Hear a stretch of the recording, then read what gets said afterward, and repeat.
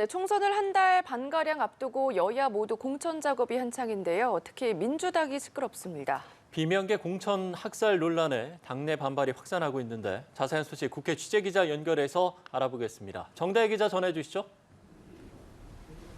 네, 하위 20% 통보를 받은 비명계 의원들의 반발로 민주당 공천 갈등은 연일 격화하고 있습니다.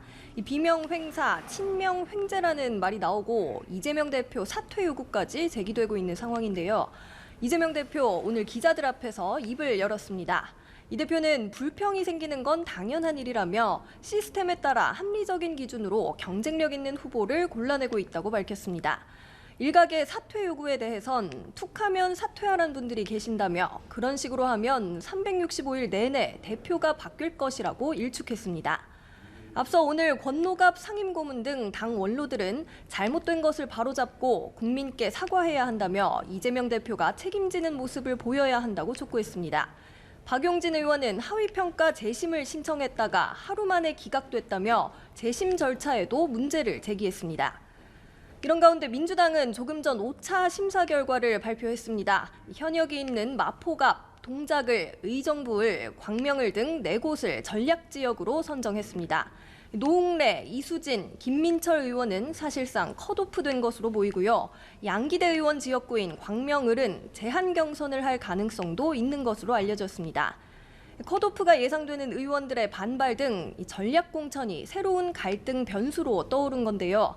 앞서 안규백 전략공관위원장은 추미애 전 법무부 장관, 전현희 전 국민권익위원장, 또 이현주 전 의원을 여전사 3인방이라고 칭하며 수도권 전략공천 의향을 드러냈습니다. 공관위는 또 서울 동대문갑 안규백, 동대문을 장경태, 인천 연수갑 박찬대, 대전 서구을 박범계, 충남 아산을 강훈식 의원 등 12명을 단수공천 추천했습니다. 도봉을 등 경선 지역은 4곳이 추가됐습니다. 네, 국민의힘 상황도 알아보겠습니다. 상대적으로 큰 잡음은 없는 것 같은데 어떤가요?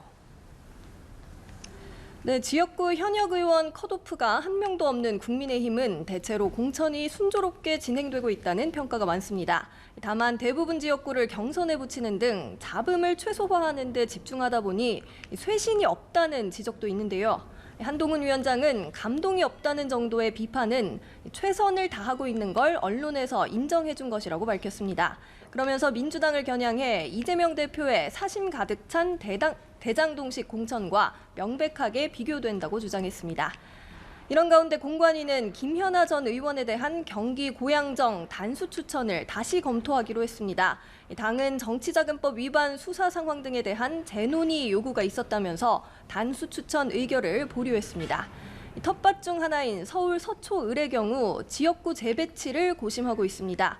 당은 민주당 홍익표 원내대표가 출마하기 때문에 유리한 지역으로 보기 어렵다며 여러 고민을 해보겠다고 전했습니다. 하위 10% 윤곽도 조금씩 드러나는 가운데 컷오프 이후 마찰이 불가피할 거란 전망도 나옵니다. 한편 강승규 전 대통령실 시민사회 수석과 경쟁하는 4선 홍문표 의원은 당내 경선을 포기하기로 했는데 무소속 출마 가능성도 거론됩니다. 지금까지 국회에서 전해드렸습니다.